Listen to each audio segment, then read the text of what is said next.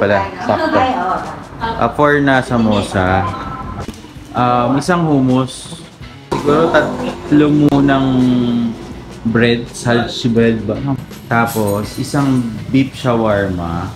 Hi guys! For today's video, titikman natin ang bagong open na Syrian and Arabic cuisine na kainan dito sa Malolos. Mahilig ako sa shawarma pero ngayon pa lang ako makakatikim ng Syrian style shawarma na dito nyo matitikman sa Kebabs Arabica na matatagpuan sa Paseo del Congreso.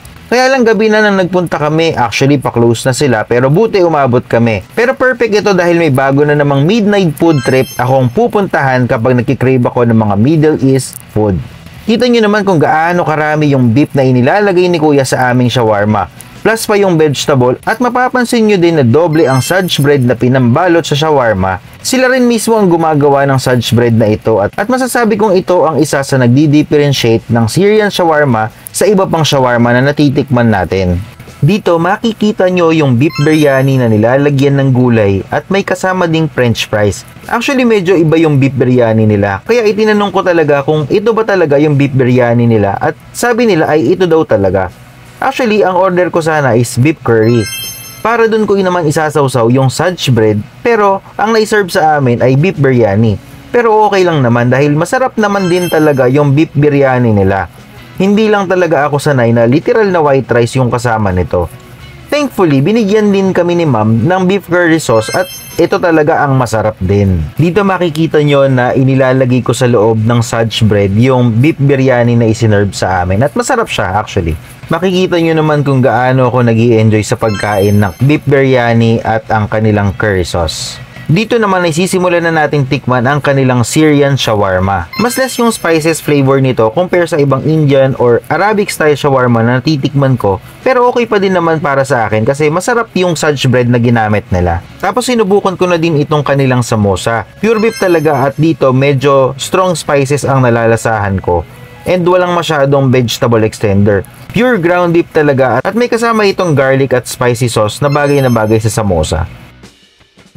Yung garlic sauce naman ng samosa ay sinubukan kong ilagay sa shawarma kasi gusto ko pa ng additional garlic flavor at additional moisture dahil double yung Saj bread na pinambalo sa shawarma. Medyo dry para sa akin. Pero so far naman ang lasa at flavor nitong Syrian shawarma ay less flavor sa meat pero may additional flavor yung Saj bread na ginagamit dito. Dumating na yung order naming hummus and promise masarap ito. Ito siguro yung pinaka nagustuhan ko sa lahat ng in-order namin. Ang sarap nito sa Saj bread at dun sa beef curry sauce na ibinigay ni ma'am. Tapos lalagyan mo ng beef biryani meat. Ay nako, nagugutom na naman tuloy ako habang nag-i-edit ng video. Sinubukan ko din itong ilagay sa beef shawarma and of course, bagay din ito at talagang nag-i-enjoy ako sa pagkain ng hummus na ito. Ang mga enjoyment ko sa ganitong mga cuisine ay una yung flavor kasi iba talaga yung level ng flavor at spices nila at na-appreciate ko talaga yung timpla nila. Kung paano nila ipinalalabas at pinapakapit ang lasa nito sa meat at sa mga kasama nito. Pangalawa, yung technique at method na ginagawa nila. Dahil yung ganitong level ng flavor ay hindi mo makukuha sa isang kulo lang. Ibig sabihin matagal na proseso o marination bago mo mapalabas yung ganitong lasa ng pagkain. Pangatlo, yung authenticity ng recipe. Sa panahon ngayon, marami ng modernized na recipe at malaya na tayong gumawa ng kahit na anong gusto natin sa isang recipe. Pero yung mga ganitong traditional at matatandang recipe ay inaalagaan talaga ng mga pamilya dahil hindi lang ito basta pagkain sa kanila. Tradisyon ito na nais nilang i-maintain. Pang-apat, yung culture. Kahit pa may halong Pinoy na ang ganitong kainan, ay mayroon pa ding ibang culture at tradisyon itong kasama sa pinagmulan nitong lahi o bansa. Kaya kasama yun sa mga nakukuha natin sa ganitong mga pagkain. Kung natakamat na gustuhan mo din ang mga natikman ko dito sa Kebabs Arabica, matatagpuan mo sila sa Paseo del Congreso. At kung mahilig ka sa mga ganitong food trip, ipollow mo naman ang aking mga social media account para sa mga susunod kong mga video. Maraming salamat!